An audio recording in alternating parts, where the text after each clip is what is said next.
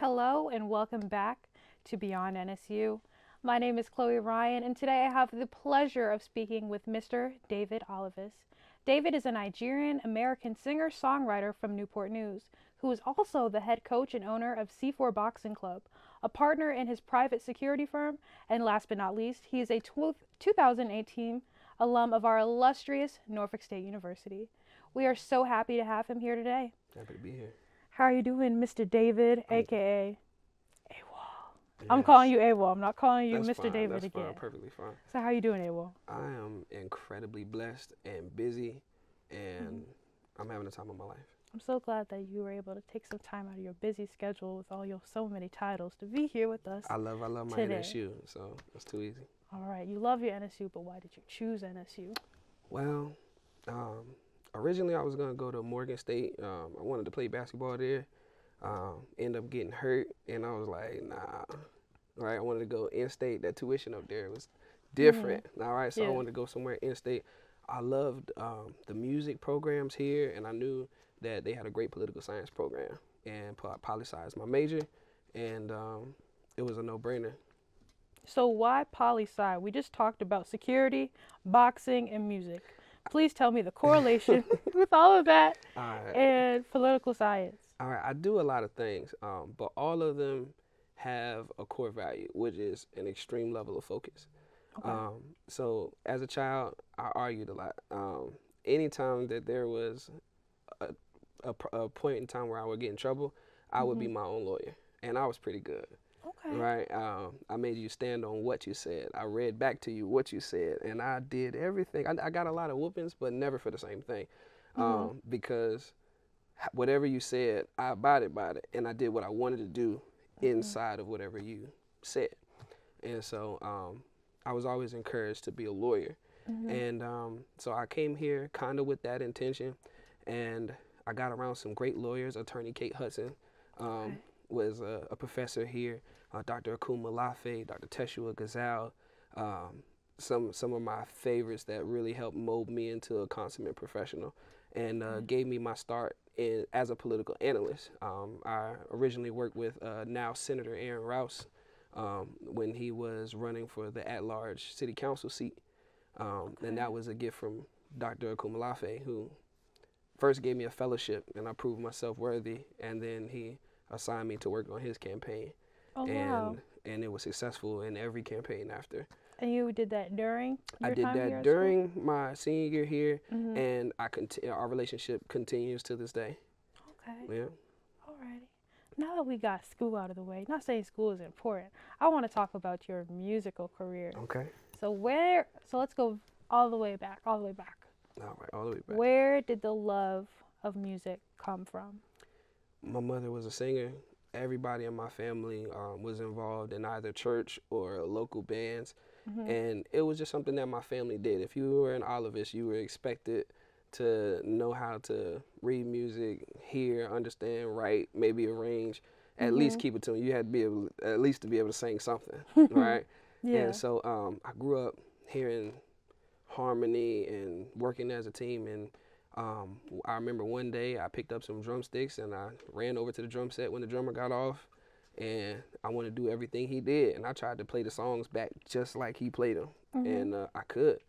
And so from there, I wanted to learn how to play every instrument because I wanted to know how each part of or each instrument felt.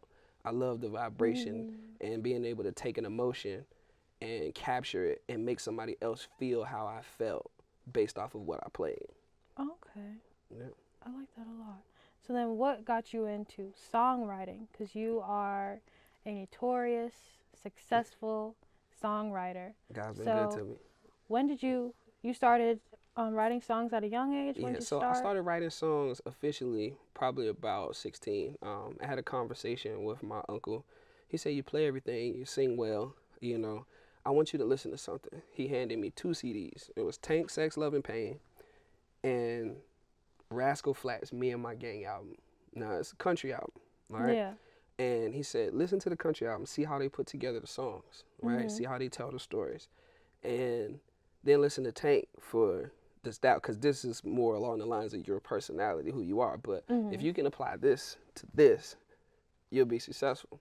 And my Uncle Reggie, he was in a band called Waterfront Harmony, and I grew up watching them perform, and their band was amazing, and their harmonies were sick.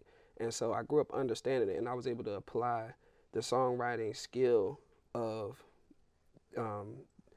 Rascal Flatts with the skill of the Underdogs, who write most of the songs with Tank and Tank himself. And it was it for me. I was like, this is what I want to do. Writing music. Yeah.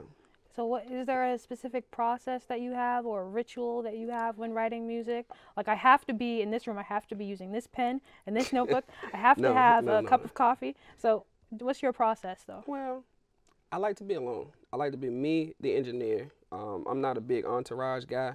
Okay. My brain works fast, and I do weird things in the booth to psych myself up, because as a songwriter, you don't just write for yourself. You're not just being artistic.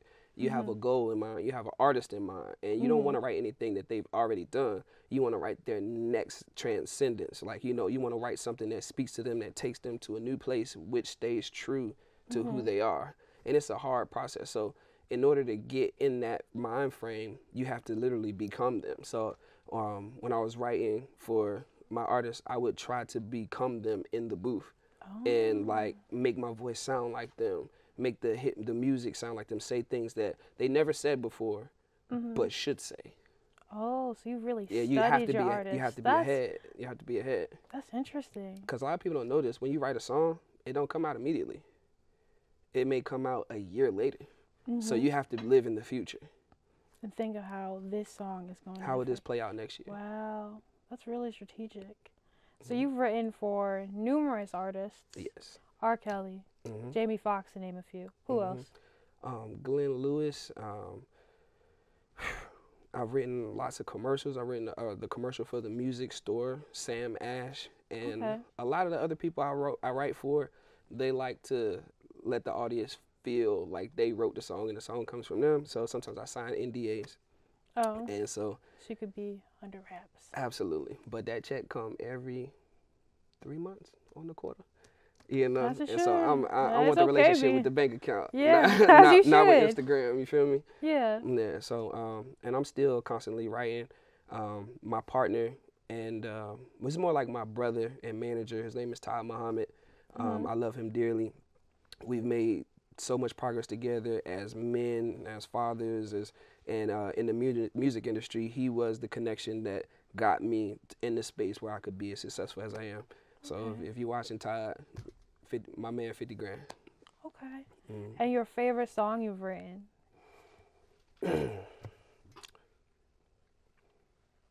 I said I signed NDAs. Okay. All right. So every song, okay. Nah. The songs that you didn't have to sign an NDA for. Songs I didn't have to sign an NDA for. Jamie Foxx, Ain't My Fault, on his Hollywood Roses album. Glenn Lewis, I wrote a song called Ugly Face. Okay. Special song, got to work with the Philadelphia Harmonic Symphony, and Scott Carter, who's a great producer for Triangle Park. He just won a Grammy for BJ Chicago Kids album. Oh, wow. Yeah. Excuse me. Okay. That's really dope. I'm getting dry too. Where's that water at? We're almost done. We're almost All done. right, cool. So now I also want to talk about security. So how did you start the security business? All right. So, true story. I was really young, probably about 18, and a friend of mine was going to LA for to sign a publishing deal. Her name is BG, and she had done some work for Justin Bieber, and you know they were calling, and she was signing a deal at Bug Publishing. So they flew her out there, and she was like, "I'm a tiny girl. Yeah. I need some muscle. Like, come out there with me. Make sure nobody mess with me." Right? I've been boxing since I was 8 years old, and I've been known for knocking people out. And so I went out there with her, and I was the bodyguard. And I came back, and I kind of liked it. And then I ran into an NSU alum. His name was Davy Smith III. Oh, wow. He is a political action chair for the NAACP in Portsmouth at the time.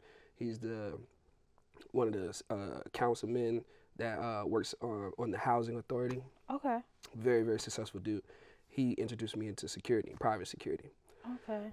Excuse me. You And good. we've done body work for the Locks, Dipset, um, Tank, Genuine, Dougie Oh, Fresh, wow. everybody major who comes into the 757. Pretty Yeah. much, if you go to an after party, we keep you alive, Okay. so you can leave. You know, Okay. So, security, music, not to mention you work for Heritage. Heritage High You School, work at yes. Heritage High School, and you own a boxing gym. Two of them, right? Yep, yep. We have two locations, one in And you're a father of 4 beautiful and a father daughters. of 4. And you're married. Yes, How do you balance all of that? I picked the right wife. I picked the right wife. She is amazing. Hmm. I'm a firm believer in if you choose the right woman in your life, they will elevate you beyond your measure. They'll be a mirror to you and show you your faults. And I am not a perfect man. I have some. And that she keeps me accountable. And it's not easy, you know. So if you are out there, if you're married, when I graduated in 2018, I was already married with 2 kids. And I had to make a financial sacrifice to accomplish that goal. I had to leave an occupation that paid very well because I had classes that didn't coincide with any type of, Yeah. it just didn't work. And my wife, we bit down and we made it happen, and it's blessed us tremendously. Wow. The sacrifices you had to make for Absolutely. your education. And Got to stuff. sacrifice for it all. Wow. All right. All right. Well, unfortunately, we have run out of time. I want to thank you, AWOL, and I want to thank you all for watching. And I'll see you next time on another episode of Beyond NSU.